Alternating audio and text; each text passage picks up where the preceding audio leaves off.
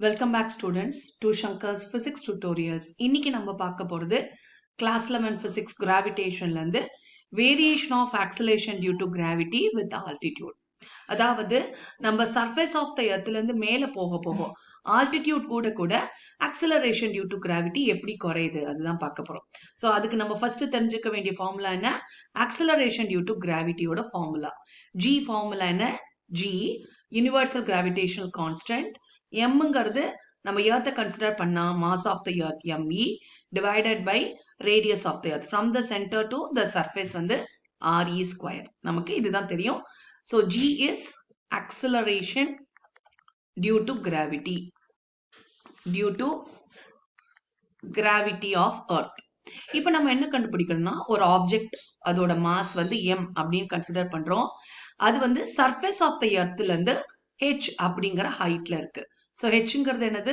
Altitude. So altitude from the surface of earth. ஓகேவா? இப்போ என்ன கண்டுபிடிக்கணும்? இந்த ஜி ஹெச் கூட உனக்கு வேரியேஷன் ஆஃப் ஜி என்ன அப்படிங்கிறத கண்டுபிடிக்க போறோம்.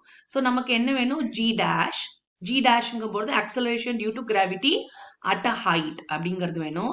that can be written as G capital G me divided by distance என்ன? from the centerல இருந்து இந்த மாஸ் எங்க இருக்கு? re plus h the whole squareல இருக்கு. அப்ப இந்த இடத்துல மாஸ் வராதா? நம்ம எம்னு mass of the object consider பண்றோமே அது வராதானா?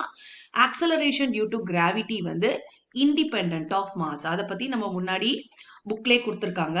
ஆக்சலரேஷன் டியூ டு கிராவிட்டி என்ன மாதிரி மாஸா இருந்தாலும் ஆக்சலரேஷன் டியூ டு கிராவிட்டி வந்து independent of mass of the ஆப்ஜெக்டா தான் இருக்கு. ஓகேவா? சரி, இப்போ நம்ம என்ன கண்டுபிடிக்கணும்? G dash in terms of acceleration due to gravity g வேணும். அப்ப நான் இதை ரீஅரேஞ்ச் பண்றேன். இந்த ஈக்குவேஷனை GME அப்படியே வச்சுக்கிறேன். டிவைடட் பை RE அந்த பிராக்கெட்ல இருந்து வெளியே எடுக்கிறேன். அப்போ RE times 1 plus h by RE வருமா? எல்லாத்தையும் நம்ம என்ன பண்றோம்? ஸ்கொயர் பண்றோம். Okay, the whole square.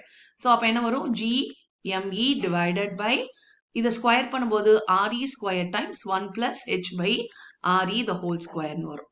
நான் GME பை RE ஸ்கொயர் எப்படி எழுதலாம்? Gன்னு எழுதலாம். ஸோ நான் இதை எப்படி எழுதுறேன்னா G times G dash is equal to G times இந்த 1 plus h by RE நான் மேல கொண்டு வந்துக்கிறேன்.